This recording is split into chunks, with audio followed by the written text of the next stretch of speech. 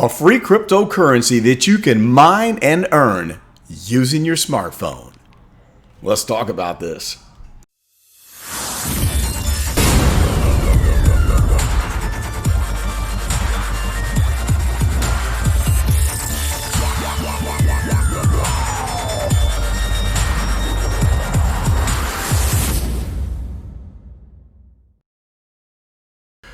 What's up, guys? It is I, Carlton Flowers, your crypto pro, back again with the promise of a free cryptocurrency that you could have airdropped right to your phone. What is it? It's Pi. This is really cool, and I'm going to tell you all about it. I have my notes ready, and I'm going to show you how you can earn your own free Pi tokens, which, who knows, maybe one day it could become the next Bitcoin. All right, let's just get straight into it and talk about the project. Right now, Pi is not real. It is in the pre-launch stage, but once it becomes officially launched, you're going to have Pi tokens airdrop to you if you follow these simple instructions that we're going to cover in this video. So let's talk about the mission and the vision of Pi. This is really cool. Their mission is to build a cryptocurrency and smart contracts program secured and operated by everyday people. I really like that. I like that. Their vision is to build the world's most inclusive peer-to-peer marketplace. Very cool. Fueled by Pi. That's their token, the world's most widely used cryptocurrency. Now that is that's a lofty goal there, to become the world's most used cryptocurrency. But I like their lofty goals. That's really good. So what this thing is, this is the first digital cryptocurrency that you can mine on your phone that's not a scam. I remember they had some crazy app a couple years ago in 2018 where you were supposed to be able to mine Bitcoin using just your smartphone, and it turned out to be malware. It was just a big joke. But this is actually a legitimate project here that's going on, and we're going to learn more about that as I go through the notes here. So what is it? It's a decentralized, secure, immutable, non-counterfeitable, and interoperable digital money. Mobile first, which means that it can work on your mobile phone and it won't drain your battery. And plus, it's user and planet friendly. Easy to use, security at scale without massive electrical waste, and that's a big thing. That's where I think they actually have something going here. Okay, so the reason why they started this whole thing, and it's a bunch of really smart people. If you look on the team here on the Pi website, you'll see these folks, Dr. Nicholas Kakalis. He is a PhD from Stanford. We have Dr. Cheng Diao fan. I'm a fan of Cheng Diao. PhD in computational anthropology. And then we have Vincent McPhillip, the head of community. I watched one of his videos here recently, and it was really good. All right, so let's get back over here to the homepage, and let's move right along. The reason why they started this is because of the problem of the accessibility of first generation cryptocurrencies. In other words, Bitcoin. Back when I first discovered Bitcoin, it was under $1 per coin. Can you imagine that? And I was going to get some because I thought it would be really cool to be able to buy and sell stuff on the internet using digital money. And I lost interest and didn't do it. Can you imagine where I would be today if I would have picked up a couple hundred Bitcoin back in 2010 when I had the first notion? Well, of course, I'm kicking myself now. And that's why Pi got my interest, because this could be my second chance if, which is a long shot, Pi turns out to be something that is significant. So their solution is creating something that can use a smartphone to do the mining and not these big, humongous, ginormous, expensive mining rigs. Okay, so a few interesting things about how this came about and the problems that it solves. First of all, with financial institutions the way they are today. Financial institutions have to rely on trusted third-party companies to maintain a record of their transactions. But these intermediary companies have several limitations. First of all, there's an unfair value capture. They make a lot of money, they don't share it with us. Take, for instance, PayPal. That's a $130 billion market cap company. How many times do they share money with you when you use them every day for your business? That's right. None. The fees charged for the facilitation of transactions tend to be very disproportionate when it comes to low-income people. In other words, it hurts the poor more than the rich to have one solid rate that they charge, and that could be interest rates, that could be transaction fees, or even like bounce check charges. Okay. Censorship is also a problem. Companies like PayPal can lock up your money for whatever reason that they have. I had it happen to me years ago. I had a customer pay me $1,300 in a transaction. He immediately contacted PayPal and said that he didn't run the transaction or that he wasn't satisfied with it. And I had to go to the courts. I had to go to our county courts to get an order to make PayPal release my money. And that took 3 weeks. We don't have that problem with the blockchain. Well, let's talk about the blockchain. All right. Bitcoin uses proof of work. Now, let me read a little bit about that, and then I'm going to give you my analogy, a story using Walmart.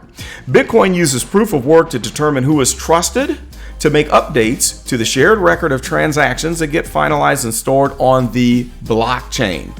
This takes expensive supercomputers that use an enormous amount of energy. Validators compete to solve a complex puzzle, and the first one to solve it gets the block reward, which is an actual payment in Bitcoin, and it's a lot of money for winning out on that contest of solving the problem. The payment is significant, but it costs a lot of money in electricity to run your expensive mining rigs or these great big huge computers that run 24 hours a day to solve those problems. Okay, so the blockchain is like this. Let's say you go to Walmart and you see a long line of people going through the checkout. And what if that register clerk wanted to keep everybody honest? So every receipt, they took a copy and then they took a piece of tape and taped it up on the wall. And then the next person, they took a copy of that receipt and taped it to that last one. Until at the end of the day, they have this huge long string of receipts. When someone goes home and decides to Photoshop their receipt and come back and say, hey, I was double charged for this, I want some money back. Then that clerk would say, well, let me compare that to the one that is on my official string of receipts that I taped up on the wall. Oh, look, it doesn't match, so you're lying. Get out of here. That's what the blockchain is. Each time there's a transaction, we post those transactions permanently to the blockchain that can't be changed. It's immutable. And so that's why you have proof of work, which is all of these big supercomputers solving this humongously complex problem to be the first one to get the block reward for finalizing that transaction to the chain of receipts, so to say. All right, so Pi lets you bind transactions using the mobile phone, and it barely puts demand on your phone's battery.